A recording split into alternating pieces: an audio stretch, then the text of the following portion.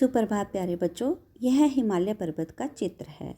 बच्चों, आज हम हिमालय की गोद में बसे अपने पड़ोसी देश के विषय में पढ़ेंगे। तो चलें सैर करने। कहाँ? जी हाँ, नेपाल की राजधानी काठमांडू में, जो आपकी नई संजीवनी में पाठ 19 पर दिया गया है। बच्चों, इस पाठ का अध्ययन करने के बाद मैंने यहाँ पर कुछ मुख्य बिंदु लिखे हैं 1 से 14 तक। यदि आप इन मुख्य बिंदुओं को पढ़ेंगे तो आपको यह पूरा पाठ आसानी से समझ में आ जाएगा। तो बच्चों, चलें नेपाल की राजधानी काठमांडू की सैर करने और इस देश की मुख्य बातों की जानकारी लेने। तो चलिए, सबसे बड़ी मुख्य बात है कि यह हमारा पड़ोसी देश है, यानी कि जो नेपाल है वो भारत देश का पड़ोसी देश है। और ये कहाँ बसा है? हिमालय की गोद में। यहाँ पर बच्चों बहुत सी सुरमई घाटियाँ हैं।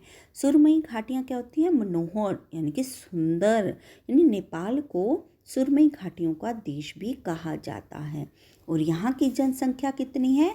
2 करोड़ से अधिक। चलिए पहले मैं जानकारी लूँ। नेपाल की राजधानी मैंने अभी क्या बताई आपको? काठमांडू। जी हाँ, हम आज इसके विषय में ही पढ़ रहे हैं। दोबारा से अध्ययन करें कि जो नेपाल है वो भारत देश का पड़ोसी देश है। कहाँ बसा है? हिमालय की गोद में। और इसे कौन सी घाटियों का देश कहा जाता है? सुरमई घाटियों का देश भी कहा जाता है। यहाँ की जनसंख्या कितनी है? 2 करोड़ से अधिक। अब चलते हैं मुख्य बिंदु 4 पर, मंदिरों का शहर। बच्चों, काठमांडू को मंदिरों का शहर भी कहा जाता है क्योंकि यहाँ पर बहुत से सुंदर सुंदर और भव्य मंदिर हैं। और यहाँ पर हर समय मंदिरों में घंटियाँ और शंख ध्वनि गूंजती रहती है। और चलते हैं नंबर 5 पर, एयरपोर्ट। बच्चों, काठमांडू का जो मुख्य एयरपोर्ट है पूर्वी क्षेत्र में, वो है त्रिभुवन अंतर्राष्ट्रीय एयरपोर्ट। और काठमांडू की स्थापना किसने की? पृथ्वी नारायण शाह जी ने। तो यह यहाँ तक याद हुआ। चलिए दोबारा चलें। काठमांडू क्या है? हमारा पड़ोसी देश, यानी नेपाल की राजधानी कौन सी है? काठमांडू। और नेपाल क्या है? हमारा पड़ोसी देश। यह हिमालय की गोद में बसा है। इसे सुरमई घाटियों का देश भी कहते हैं। यहाँ की जनसंख्या 2 करोड़ से अधिक है।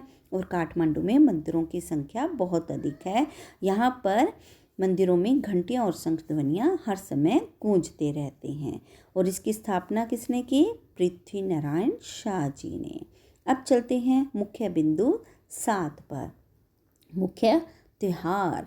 वैसे तो काठमांडू में बच्चों हर मौसम के त्योहार मनाए जाते हैं, त्योहारों का देश भी कहते हैं। और यहाँ पर हिंदुओं के मुख्य पर्व भी मनाए जाते हैं। लेकिन काठमांडू के मुख्य जो त्योहार हैं वो हैं 2। पहला है दशिन पर्व, जो अक्टूबर मास में मनाया जाता है।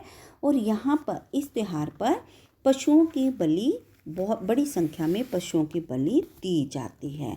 और दूसरा मुख्य त्यौहार है तिहार पर्व, जो नवंबर मास में मनाया जाता है।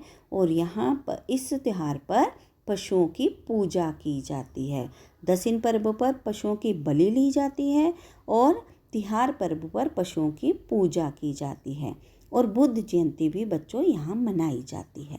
अब चलते हैं नंबर 8 पर। बच्चों, यहाँ पर यानी काठमांडू का जो सबसे व्यस्त स्थल है वो है दरबार स्क्वायर। तो बच्चों, यह स्थान यानी कि जो दरबार स्क्वायर है, शहर जो है, वो बहुत ही व्यस्त स्थल है।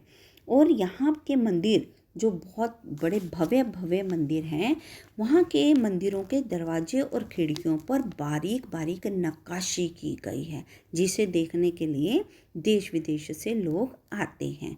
और यहाँ का प्रसिद्ध मंदिर है पशुपति नाथ, जहाँ पर शिवरात्रि पर बहुत बड़ा मेला लगता है। और काठमांडू का दूसरा बड़ा शहर है बच्चों पाटन, जो बागमती नदी के किनारे पर बसा है। और यहाँ पर भी मंदिरों की बहुत अधिक मात्रा है। यहाँ के मुख्य मंदिर हैं जगन्नाथ मंदिर, गोल्डन टेम्पल और रॉयल पैलेस। और यहाँ पर बौद्ध मंदिर भी है। नेपाल का बच्चों एकमात्र जो चिड़ियाघर है वो भी पाटन में ही है। अब चलते हैं बच्चों मुख्य बिंदु 11 निवासी।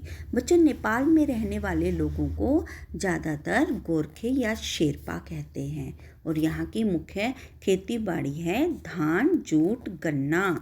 और नदी की घाटियों में जो रहने वाले लोग हैं वो ज़्यादातर गेहूँ, मक्का और अफीम की खेती करते हैं। और नंबर 13 खनिज पदार्थ। नेपाल में मिलने वाले जो मुख्य खनिज पदार्थ हैं वो है कोयला, तांबा, गंधक, सीसा और लोहा। अब चलते हैं अंतिम मुख्य बिंदु पर राजमार्ग। यानी भारत और नेपाल के बीच जो हम सड़क है उसे राजमार्ग, जो मार्ग है, रास्ता है बच्चों, उसका नाम है त्रिभुवन राजमार्ग। तो बच्चों यहाँ पर आपने एक चीज़ देखी कि एयरपोर्ट का नाम भी त्रिभुवन है और राजमार्ग का नाम भी त्रिभुवन है। और अंत में बच्चों भारत और नेपाल में के मध्य में मैत्रीपूर्ण संबंध हैं, यानी कि नेपाल जो है वो भारत का मित्र है, दोस्त है और यहाँ पर इन दोनों देशों में काफ़ी व्यापार भी होता है और नेपाल के विकास में भारत का भरपूर सहयोग भी है। तो बच्चों देखो कितना आसान हो गया ना इन 14 बिंदुओं की सहायता से काठमांडू की सैर करना। देखो हमें कितनी जानकारी मिली। अब इस पाठ का अध्ययन आप स्वयं भी करेंगे। इस पाठ का अभ्यास करें और प्रश्न उत्तर भी मैं आपको भेज दूंगी। धन्यवाद।